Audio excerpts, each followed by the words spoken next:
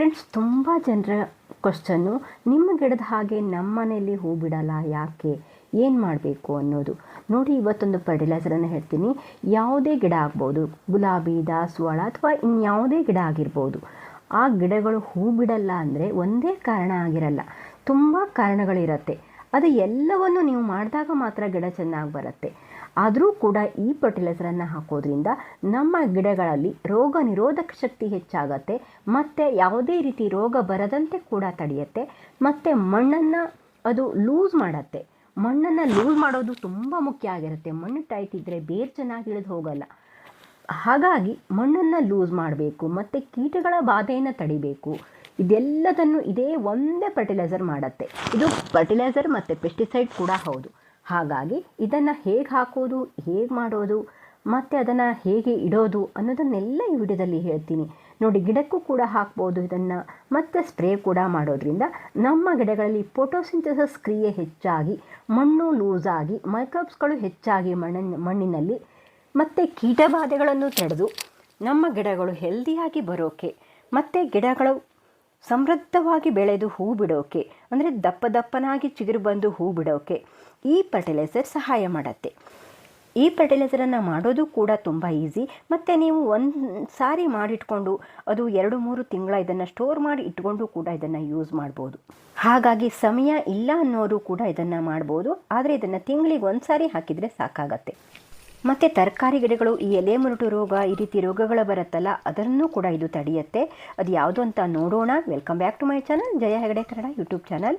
ಈ ರೀತಿ ಒಳ್ಳೊಳ್ಳೆ ಟಿಪ್ಸ್ಗಳಿಗಾಗಿ ನನ್ನ ಚಾನಲ್ನ ಸಬ್ಸ್ಕ್ರೈಬ್ ಮಾಡ್ಕೊಳ್ಳಿ. ಹಾಗೆ ಒಂದು ಲೈಕ್ ಮಾಡಿಬಿಡಿ ಫ್ರೆಂಡ್ಸ್. ನಿಮ್ಮ ಲೈಕ್ ನನಗೆ ಪ್ರೋತ್ಸಾಹ ಕೊಡುತ್ತೆ. ಬನ್ನಿ ಯಾವ ರೀತಿ ಮಾಡೋದು ಅಂತ ನೋಡೋಣ. ಇದು ಮನೆಯಲ್ಲೇ ಇರುವಂಥ ಮಜ್ಜಿಗೆ, ಅಂದರೆ ಬೆಣ್ಣೆ ತೆಗೆದಿರುವಂಥ ಮಜ್ಜಿಗೆನ ತಗೋಬೇಕು. ಇದು ಒಳ್ಳೆಯ ಫರ್ಟಿಲೈಸರ್ ಕೂಡ ಹೌದು, ಪೆಸ್ಟಿಸೈಡ್ ಕೂಡ ಹೌದು. ಇದು ಮಣ್ಣಲ್ಲಿ ಇರುವಂಥ ಮೈಕ್ರೋಬ್ಸ್ಗಳನ್ನು ಹೆಚ್ಚು ಮಾಡುತ್ತೆ, ಕೀಟನಾಶಕ ಆಗಿಯೂ ಕೆಲಸ ಮಾಡುತ್ತೆ. ಹಾಗಾಗಿ ಈ ಬಟರ್ ಮಿಲ್ಕ್ ಅಂದರೆ ಮಜ್ಜಿಗೆನ ಬಳಸೋದ್ರಿಂದ ನಮ್ಮ ಗಿಡಗಳಲ್ಲಿ ಒಳ್ಳೆಯ ಗ್ರೋತ್ ಕಾಣೋಕ್ಕೆ ಹೆಲ್ಪ್ ಆಗುತ್ತೆ, ಮತ್ತು ಕೀಟಬಾಧೆಯನ್ನು ಕೂಡ ಇದು ತಡೆಯುತ್ತೆ. ಹಾಗೆ ನೋಡಿ, ನಾನಿಲ್ಲಿ ಒಂದು ಬಾಟ್ಲನ್ನು ತೊಗೊಂಡಿದ್ದೀನಿ. ಆ ಬಾಟ್ಲಿಗೆ 1 ಗ್ಲಾಸಷ್ಟು ಮಜ್ಜಿಗೆನ ತೊಗೊಂಡಿದ್ದೀನಿ. ಇದು ಹುಳಿ ಬಂದಿರೋ ಮಜ್ಜಿಗೆ. 2 ದಿವಸ ಫ್ರಿಜ್ಜಲ್ಲಿ ಇಡದೆ ಹಾಗೆ ಇಟ್ಕೊಳ್ಳಿ. ಮೊದಲೇ ಹೇಳಿರೋ ಹಾಗೆ ಇದನ್ನು ನೀವು ಸ್ಟೋರ್ ಮಾಡಿ ಇಟ್ಕೋಬೋದು. ಹಾಗಾಗಿ ಸ್ವಲ್ಪ ಜಾಸ್ತಿ ಪ್ರಮಾಣದಲ್ಲಿ ಬೇಕಾದರೆ ನೀವು ಮಾಡ್ಕೋಬೋದು. ನಾನಿಲ್ಲಿ 1/4 ಗ್ಲಾಸ್ ಆಗೋಷ್ಟು ಮಜ್ಜಿಗೆನ ತೊಗೊಂಡಿದ್ದೀನಿ. ನೋಡ್ಬೋದು, ಪ್ರಮಾಣ ಇಷ್ಟೇ ಇರಲಿ, ಇನ್ನೂ ಜಾಸ್ತಿನೂ ಹಾಕೋಕ್ಕೆ ಹೋಗಬೇಡಿ.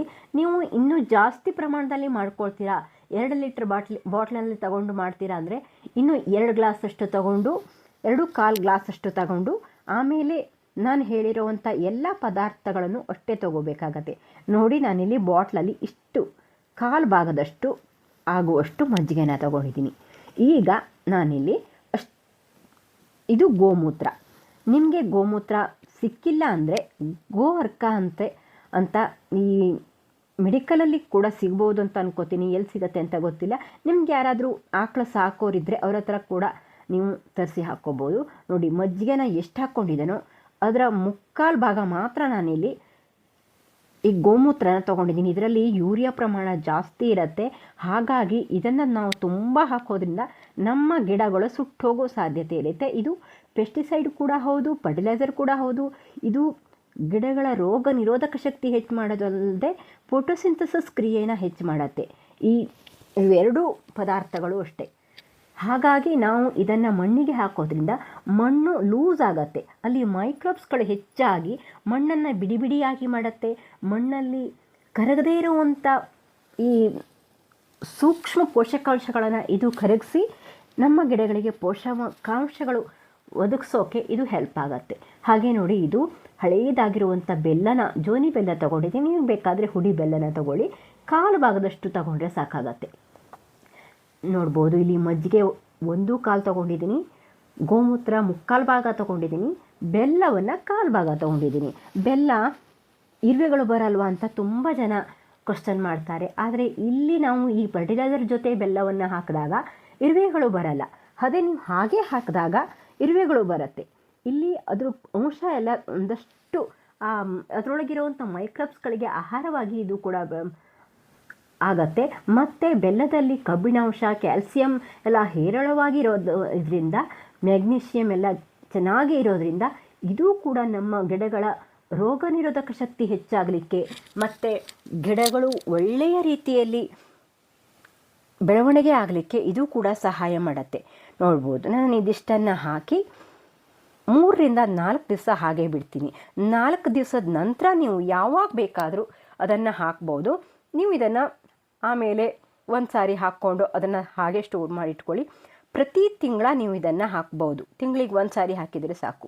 ನೋಡಿ, ನಾನು ಬಾಟ್ಲಿಗೆ ಹೋಲನ್ನು ಮಾಡ್ಕೊಂಡಿದ್ದೀನಿ. ಅದು ಏರ್ ಆಗತ್ತಲ್ಲ, ಹಾಗಾಗಿ ನಾವು ಮತ್ತೆ ಮತ್ತೆ ತೆಗೆದು ಹಾಕಿ ಮಾಡೋ ಬೇಡ, ಅದು ಏರಲ್ಲೇ ಹೋಗ್ತಾ ಇರಲಿ ಅಂತ. ಮತ್ತು ಆ ಜೀವಾಣುಗಳು ಇರುತ್ತಲ್ಲ ಅಲ್ಲಿ, ಆ ಜೀವಾಣುಗಳಿಗೆ ಉಸಿರಾಟಕ್ಕೆ ಹೆಲ್ಪ್ ಆಗಲಿ ಅಂತ ನಾನು ಆ ಬಾಟ್ಲಿಗೆ ಹೋಲನ್ನು, ಮುಚ್ಚಳಕ್ಕೆ ಹೋಲ್ ಮಾಡಿದ್ದೀನಿ. ನೋಡಿ, ಚೆನ್ನಾಗಿ ಮಿಕ್ಸ್ ಮಾಡಿ ಇದನ್ನು ನಾನು ಹಾಗೆ ಇಟ್ಬಿಡ್ತೀನಿ. ಹೀಗೆ ನೀವು ಇಟ್ಕೊಳ್ಳಿ, ಸ್ಟೋರ್ ಮಾಡಿ ಕೂಡ ಇಟ್ಕೋಬೋದು.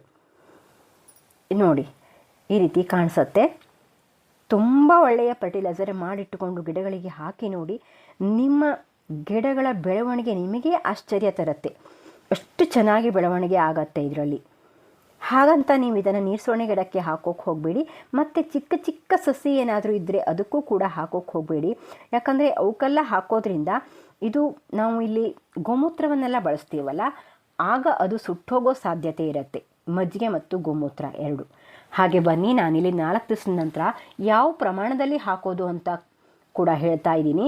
ನೋಡ್ಬೋದು, ಅದನ್ನು ಚೆನ್ನಾಗಿ ಮಿಕ್ಸ್ ಮಾಡಿಕೊಂಡು 4 ದಿವಸ ಆದಮೇಲೆ ನೋಡ್ಬೋದು, ನಾನಿಲ್ಲಿ ಒಂದು 4 ಲೀಟ್ರ್ ನೀರನ್ನು ತೊಗೊಂಡಿದ್ದೀನಿ. ನೀವು 1 ಲೀಟ್ರಿಗೆ 1 ಸ್ಪೂನ್ನಂತೆ ಅಥವಾ 1 ಮುಚ್ಚಳದಂತೆ ನೀವು ಈ ಲಿಕ್ವಿಡನ್ನು ಬಳಸ್ಕೋಬೋದು. ನೀವು ಇದನ್ನು ಸ್ಪ್ರೇ ಕೂಡ ಮಾಡೋದ್ರಿಂದ ಈ ದಾಸವಾಳ ಗಿಡದಲ್ಲಿ ಮೊಗ್ಗುದು ಫಂಗಸ್ಸಿಂದ ಆಗಿರೋದಿರುತ್ತೆ. ಒಂದೊಂದು ಸಾರಿ ಕೀಟಗಳಿಂದ ಆಗತ್ತೆ. ಹಾಗಾಗಿ ಮೊಗ್ಗುದ್ರೋದು ಮತ್ತು ಈ ಸಣ್ಣ ಸಣ್ಣ ಸೇವಂತಿಗೆ ಗಿಡಗಳಲ್ಲೆಲ್ಲ ಸಣ್ಣ ಸಣ್ಣ ಏನೆಲ್ಲ ಆಗತ್ತಲ್ಲ, ಅವೆಲ್ಲವೂ ಕೀಟ ಕಂಟ್ರೋಲ್ ಬರುತ್ತೆ. ಮತ್ತು ಬೂದಿ ರೋಗ ಮತ್ತು ಎಲೆ ಮುರುಟು ರೋಗ, ಇವಕ್ಕೆಲ್ಲ ಇದನ್ನು ಸ್ಪ್ರೇ ಮಾಡೋದ್ರಿಂದ ಕಂಟ್ರೋಲ್ ಆಗುತ್ತೆ. ನೋಡ್ಬೋದು, ನಾನಿಲ್ಲಿ 4 ಲೀಟ್ರ್ ನೀರಿಗೆ 4 ಮುಚ್ಚಳನ ನಾನಿಲ್ಲಿ ತೊಗೊಂಡಿದ್ದೀನಿ. ಆ ಮುಚ್ಚಳದಲ್ಲಿ 4 ಮುಚ್ಚಳನ ತೊಗೊಂಡ್ರೆ ಸಾಕಾಗತ್ತೆ. ಅಷ್ಟನ್ನು ಹಾಕಿ ಚೆನ್ನಾಗಿ ಮಿಕ್ಸ್ ಮಾಡಿಕೊಂಡು ಸೋಸ್ಕೊಂಡು ನಾನು ಎಲೆಗಳಿಗೆ, ಕಾಂಡಗಳಿಗೆ ಮತ್ತು ಎಲೆಗಳ ಅಡಿಭಾಗಕ್ಕೆ ಎಲ್ಲ ಸ್ಪ್ರೇ ಮಾಡ್ತೀನಿ. ಅಲ್ಲಿ ಏನಾದರೂ ಕೀಟಗಳು ಇದ್ದರೆ ಅವೆಲ್ಲ ಹೋಗಲಿ ಅಂತ ಎಲೆಗಳ ಅಡಿಭಾಗದಲ್ಲಿ ಮಣ್ಣಿಗೂ ಕೂಡ ಅದು ಬೀಳೋ ಹಾಗೆ ನಾನು ಅದನ್ನು ಸ್ಪ್ರೇ ಮಾಡ್ತೀನಿ. ಕಾಂಡಗಳಿಗೆ ಸ್ಪ್ರೇ ಮಾಡೋದ್ರಿಂದ ಅಲ್ಲೆಲ್ಲ ಫಂಗಸ್ ಎಲ್ಲ ಆಗಿರುತ್ತಲ್ಲ, ಆ ಫಂಗಸ್ ಎಲ್ಲ ಹತೋಟಿ ಆಗುತ್ತೆ.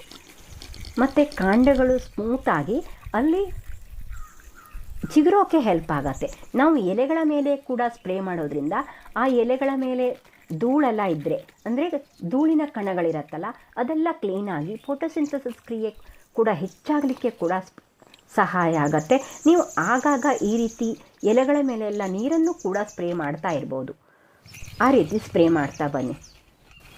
ಮೊನ್ನೆ ಒಬ್ಬರು ಜರ್ಬರ್ ಗಿಡಕ್ಕೆ ಯಾವ ಫರ್ಟಿಲೈಸರ್ನ ಮತ್ತು ಪೆಸ್ಟಿಸೈಡನ್ನು ಸ್ಪ್ರೇ ಮಾಡಬೇಕು ಅಂತ ಕೇಳಿದರು. ಜರ್ಬರ್ ಗಿಡ ಬೂದಿ ರೋಗ ಬರುತ್ತೆ, ಅದಕ್ಕೆ ಇದು ಬೆಸ್ಟ್ ಪೆಸ್ಟಿಸೈಡ್ ಅಂತಲೇ ಹೇಳ್ಬೋದು. ನೋಡ್ಬೋದು, ಇಲ್ಲಿ ನಾನು ಅದಕ್ಕೂ ಕೂಡ ಸ್ಪ್ರೇ ಮಾಡ್ತೀನಿ, ಎಲ್ಲದಕ್ಕೂ ಸ್ಪ್ರೇ ಮಾಡ್ತೀನಿ, ಎಲೆ ಮುರುಟು ರೋಗಕ್ಕೂ.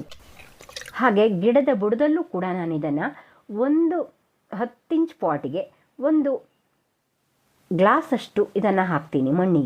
ಮಣ್ಣಿಗೆ ಕೂಡ ಹಾಕೋದ್ರಿಂದ ಮಣ್ಣು ಲೂಸ್ ಆಗುತ್ತೆ ಮತ್ತು ಇದು ಒಳ್ಳೆಯ ಫರ್ಟಿಲೈಸರ್. ಹಾಗಾಗಿ ಮಣ್ಣಿಗೂ ಕೂಡ ನಾನು ಇದನ್ನು ಹಾಕ್ತೀನಿ. ಇದೇ ಪ್ರಮಾಣದಲ್ಲಿ ಹಾಕಿದರೆ ಸಾಕಾಗತ್ತೆ. ಇದನ್ನು ಮಾಡಿ ಹಾಕಿ ನೋಡಿ, ಹೇಗೆ ಬಂತು ಅಂತ ಕಾಮೆಂಟ್ ಮಾಡೋದನ್ನು ಮರಿಬೇಡಿ. Thank you for watching. ಮುಂದಿನ ವಿಡಿಯೋದಲ್ಲಿ ಸಿಗ್ತೀನಿ. Bye, take care.